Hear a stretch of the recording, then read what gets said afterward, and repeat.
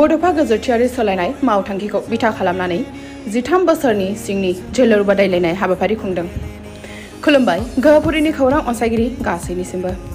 सोनाब गहपुर दखरा दुलाराय बर' फरायसा आफादनि बानजायनायाव बरफुख्रि बड' नेशनेल फरायसालिनि गेलेग्रा फोथाराव सानसेनि हाबाफारिजों खुंदों।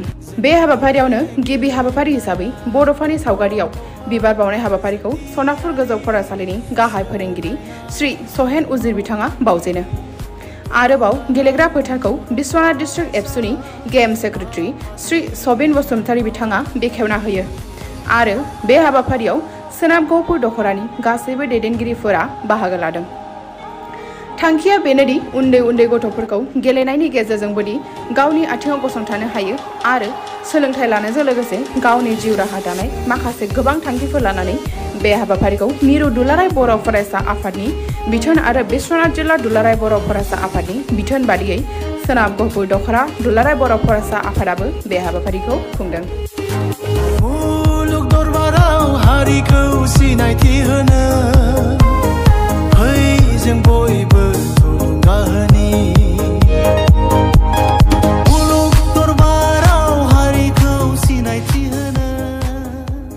सोनाब दखरा बर' फरायसा आफाद बे आफादनि दैदेननायाव जिहेतु 13 बोसोर बैसोनि जे जोलुर बादायलायनाय बे बादायलायनायाव मिथिनो मोनदों दिनै जोंहा गहपुर ओनसोलनिफ्राय गंब्रै फरायसालि दङ। फारियै सनापुर बर' जौसिन फरायसालि, ओरै नेशनेल एकाडेमि आरो इउएन एकाडेमि सनापुर आरो इउएन एकाडेमि बरफुख्रि, बे गंब्रै फरायसालिजों दिनै बे बादायलायनाया जागोन। बे बादायलायनायाव जोंनि फरायसालिनिफ्रायबो बाहागो लादों। आं मिथिनो मोननानै जोबोद गोजोननाय मोनदों जे बे मोनसे बर' फरायसा आफादनि जे मोनसे मावथांखिनि बायदियै बेबायदियै बोसोरब्रै माने आगान होबाय। दा थिग बेबायदिनो बेयाव नुनो मोनदों जे मोनसे उन्दै उन्दै गथ'फोर जाखांफुनाय गथ'फोर, बे गथ'फोरनि जे मोनसे रोंगौथि, बे रोंगौथिखौ दिनै गंब्रै फरायसालिजों बादायलायनानै मोनगोन।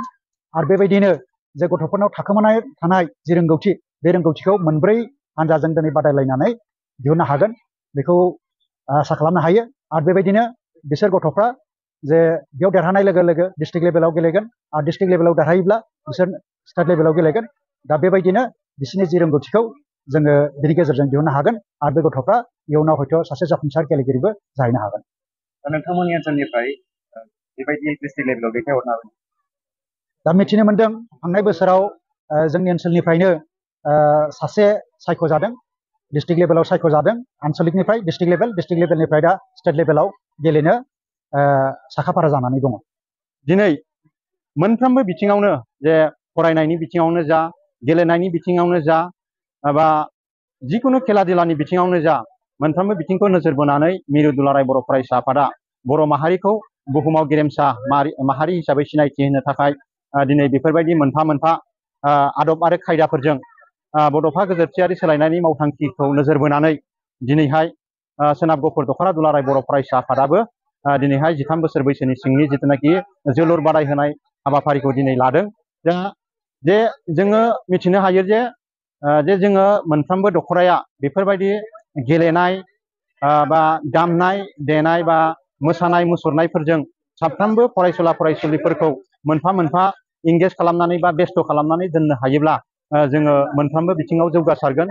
आरो बिनिफ्राय दिनै आथिखालाव बुंनांगोन जे जोङो जाय फंबाय बिनानावमोनहा बा मोनफ्रोमबो खामानियाव बा फरायनायावनो जा, गेलेनायावनो जा, दामनाय मोसानाय मुसुरनायावनो जाय फंबाय बिनानावमोनहा नांथाबना थायाखै, जों बिसोरखौ मोजां नोजोर बोनानै नायोब्ला नुयो जे जाय फंबायमोनहा सोरबा बायदिया अबेबा खालबाराव, अबेबा दालाङाव थालाबायनानै लोगो दिगि बारायनानै बाव बिरि सिगारेट सोबनाय बा समाज बेरेखा हाबा मावनाय, जों बेफोरखौ नुनो मोनगासिनो दं।